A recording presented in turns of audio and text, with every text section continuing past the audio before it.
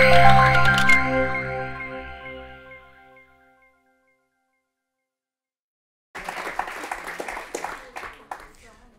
everyone. First of all, thank you very much for the invitation. I'm really glad to be here at Algolia HQ. My topic will deal with automatic data extraction. It's quite different from the other two topics. So, who I am? I am a developer and co-founder of VG, which is basically a data company based in Lille. In 2 words, we help retailers and brands to optimize their product offer via data analytics. So crawling is a really big part of our job. I have a small experience in that. I made more than 20 crawling projects in about 4 years. And in other life, I was a researcher in pure mathematics.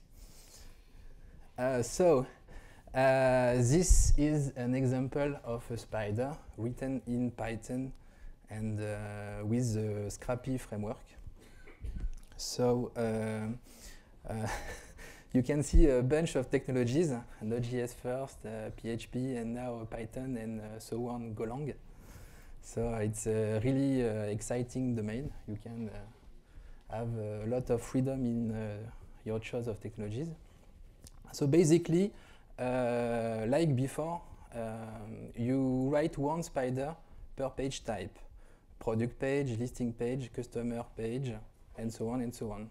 It means that, for example, with Scrappy, which, by the way, is for me the best framework for writing spiders, it has a really nice API. You see response.xpath. So you simply make an XPath query and you get the data at the good format. It is really nice and concise. Scrappy is hugely used by the community of scrappers and crawlers. So now imagine you want to write 20 million spiders. Okay? Why 20 millions? I take this number because it is the number of e-commerce stores in the world. So how much resource do you need to build an index on 20 million websites? Assuming you need 1 hour per spider, it does pretty lot of time. You can probably hire all the Chadocs of Chadocs Planet. And you need to rewrite all in 3 years because websites change all the time. Chadocs like this, but real humans don't. Typically, I will show you these companies need large scale crawlers in various industries. I give some examples. Indeed.com is a job board. Donc basically, it parses all jobs from corporate career sections of a website and index them into their search engine. I think it is the leader in the world in their industry. Google, obviously, is a general search engine.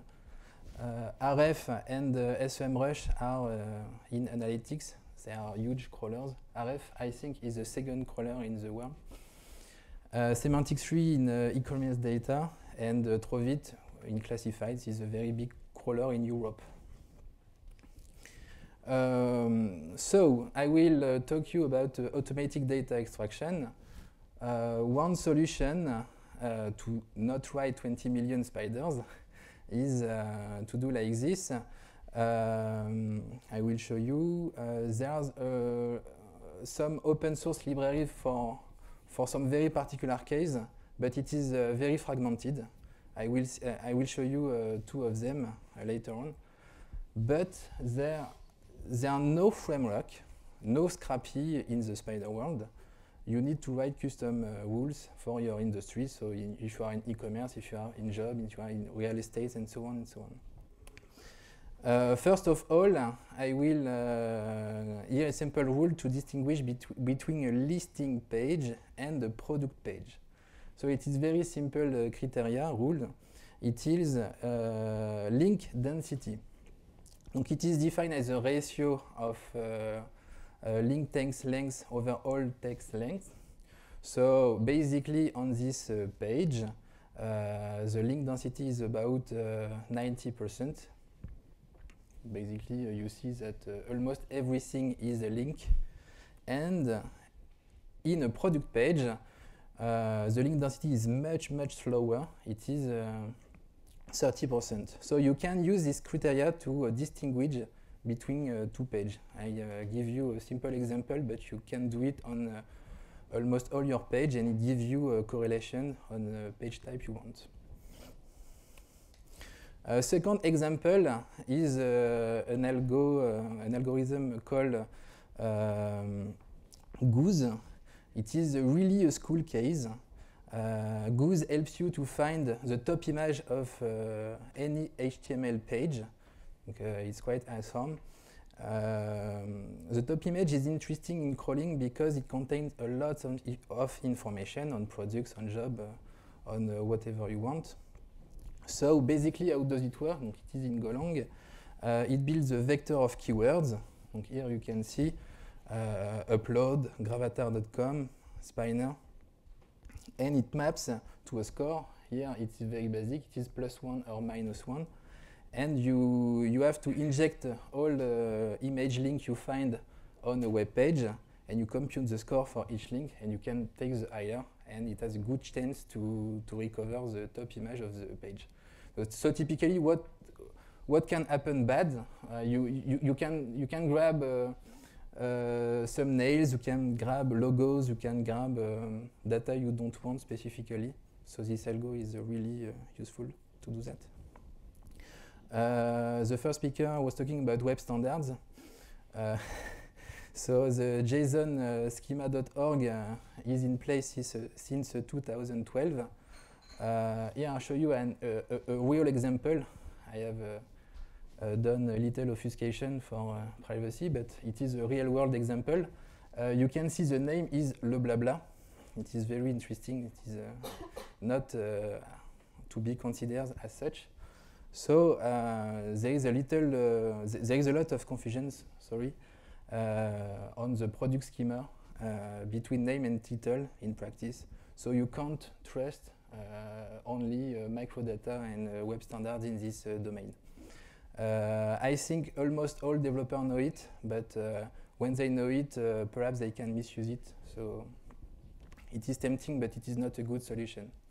And in job boards, there is almost no microdata, which is good formatted. So you have to find your way.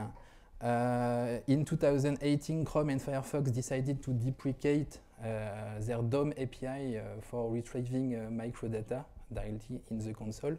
So it is another sign that microdata don't work, unfortunately. I will show you a third example. So it is about text density. A famous implementation of text density rule is taken from Mozilla Read Mod. So Mozilla Read Mod is when you are on lemonde.com and you want to read in the sort of Zen mode. You can see 25 ads popping, and it is a little bit disturbing. I have removed the ad block for this case, but you can add ad block, of course. So how does it work? It looks for all text leaves in your HTML, and it rewards two text leaves that are basically on the same level, and it penalizes two text nodes that are parent-child. So it grows step by step, and when it grows not on the same level, there is a minus score. So you have a global score which isolates the main content. So you see the title, subtitles, author. There is a little bug here. You can see planet and nuclear, which corresponds to tabs here. So it shouldn't appear, but it's not so bad. And readability is a really good example to parse the data from generic HTML page. Just for e-commerce, since it is my industry. We don't use +3 and -1 as a score of a reward and a penalty. It is more +2. The reason is that e-commerce is far less verbose than article in the press. So you don't have to be too strict on text density. Another, so until here, the example were very on a high level. I will show you that automatic data extraction can be used to target very, very precise information from a product page. So basically, you have to isolate the list, UL, LI, markups on the product page. And second, you can use the delimiter. We have an obvious one here. And third, you can match keywords and unit. This is quite a big deal. There can be thousands, so it is not easy to do. For example, here you can match ref dot. It is not an easy keyword because it is a very small keyword, so you can match many garbage. You can match dimension, you can match poids, and you can match regex for dimension. The dimension here is non-standard because you have PR for deep. In general, it is P. So you have many, many rules, and you have to iterate about that. Test data is crucial to the success of your project. The first one dataset I find interesting is Alexa top 1 million domains. It is really easy to start a crawling project by taking the top, say 1,000, and you can iterate 10,000, 100,000. And you obviously need to write your own dataset, which is related to your automatic extraction problem. Because we extract structured data, and structured data, it is basically it is a JSON formatted like you want. This is a really exciting domain for research and development. There is only one side about this, don't worry. I just want to show you that it is very interesting to grab some ideas from research paper on the archive. The first one is one basically I used in the 2 slides before. So you can extract attribute value pairs. So it is basically a receipt. We try to apply them. We skip the mathematical part, and it works quite well. It is not so difficult. You have to see the probabilistic score, and you can apply it and tweak it if needed. Second example is basically a very clever approach. You can use customer reviews to extract interesting attributes, and then you can match which attribute is popular. And the third one is more for fun. The first speaker spoke about dog search.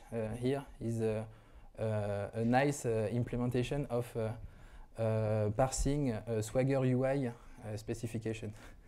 And it is a quite simple recipe to parse all of them.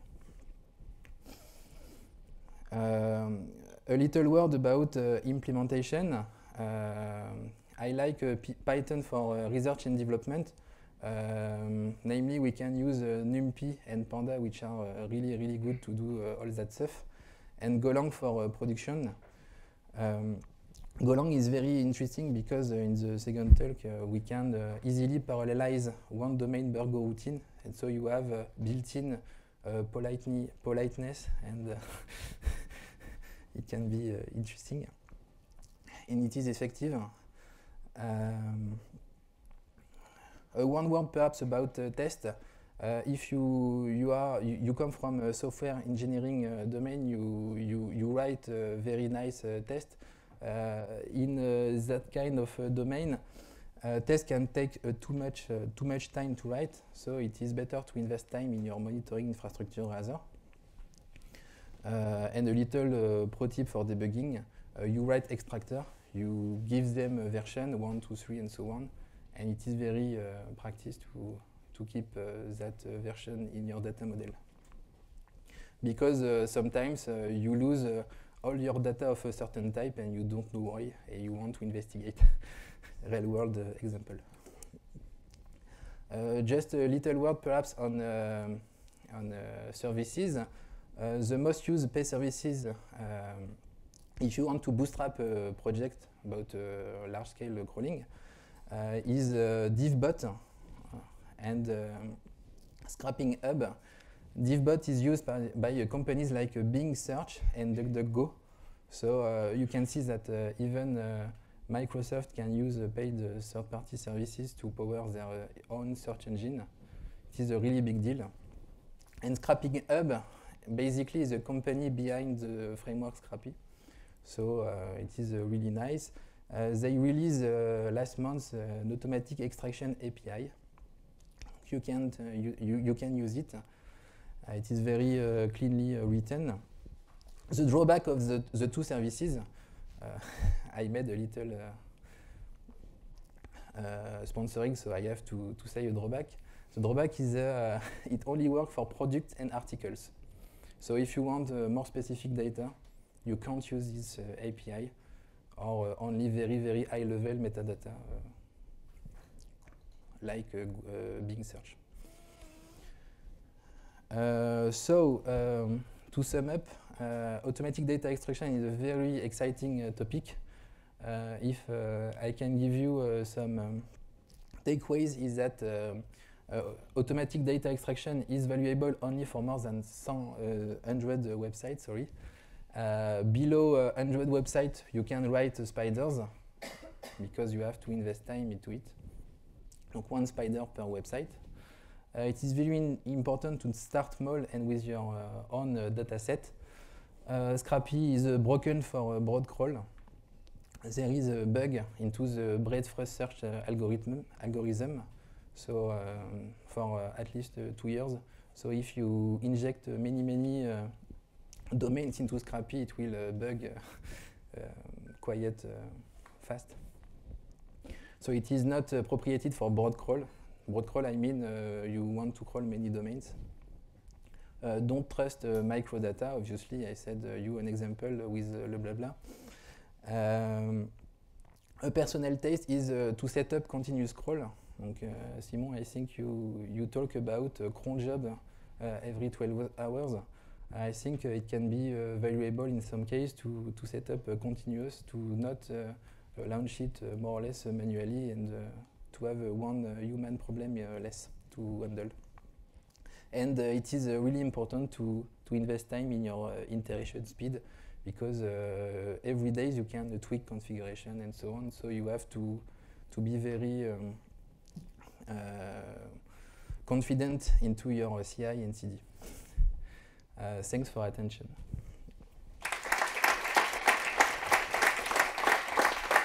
All right. Are there any questions for Carl? All the way in the back. Okay. Oh, you're making me work out.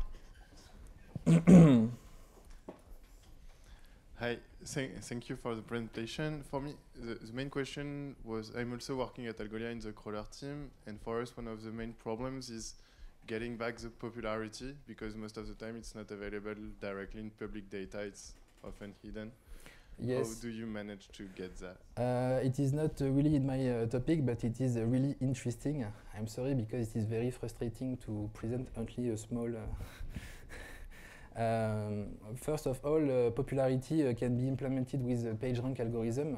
There is basically you consider a resource like popular when many links come back. There are many open source implementation, and for us we use in e-commerce specific rules like product ranking in category listing, and it is really today it is really efficient. It is not R&D, it is production. Left, okay. Chase, I should have used the catch box. So I'm two questions. I'm curious, did you look at other languages or like implementations, just like zgrab from the ZMAP project, or something like Erlang, like with the distributed crawler version? I'm just curious about the pros and cons of that. And the second one would be, are there any details about the indexing process that you could talk about? Like, for example, detokenization, like, Yes. different languages and the removal of special characters Yes. and stuff like that. So I'm not familiar with C#. I see that when you launch new languages, one of the first example is to write a crawler, donc Elixir or many new common language, OCaml and so on. And if I want to read all of these frameworks and libs, I can stop my business. So I can't really give you an answer about your first question. For the second one, it is really, really interesting. How do you label data, basically, you extract? And for us, it is specific to each industry. For us, for example, we do three things. The first one is to extract some métier indicator, like ID, like SKU, JTIN, and so on. The second one is basically we do a SHA-1 of product metadata to try to identify in a product database. It is not so simple. And the third one, we try to match some feature with some keywords, and we try to build a diagram of keywords and to give a score per vector. And it is a quiet R&D for this, but it can be used to deduplicate a product with the same ID. And so I think it is a really data, industry specific. For e-commerce, I use what I said. But it is a really huge topic. I think we can do it by industry. Okay, last questions? No, I think we're good. Thank you. Give them a round of applause.